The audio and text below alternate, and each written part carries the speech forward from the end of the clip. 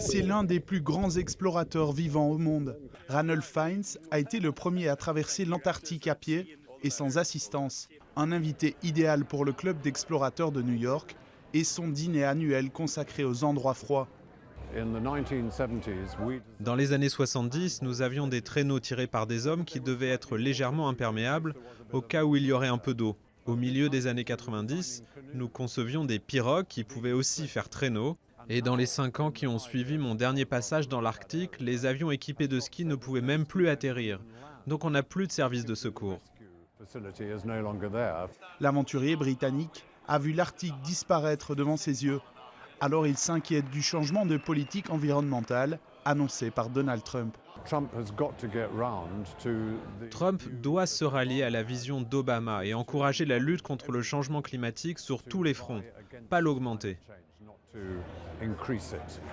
Un point de vue partagé par beaucoup dans ce banquet très prisé, y compris par l'invité de marque, Robert De Niro.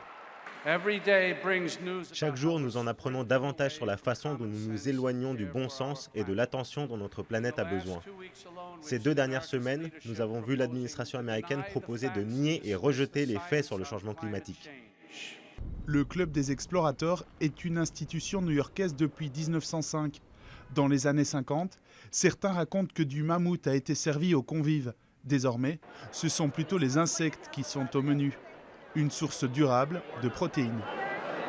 Pour Bertrand Piccard, le pilote de l'avion à énergie solaire Solar Impulse, protéger la planète et faire des affaires n'est pas inconciliable. Aujourd'hui, les solutions sont rentables. Elles créent des emplois, génèrent du profit, elles soutiennent la croissance et en même temps, elles protègent l'environnement. Donc si vous voulez rendre sa grandeur à l'Amérique, vous devez utiliser des technologies propres.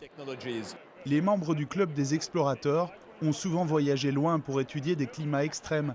Si rien n'est fait, ils craignent que ces conditions exceptionnelles finissent par se retrouver bien plus près de chez eux.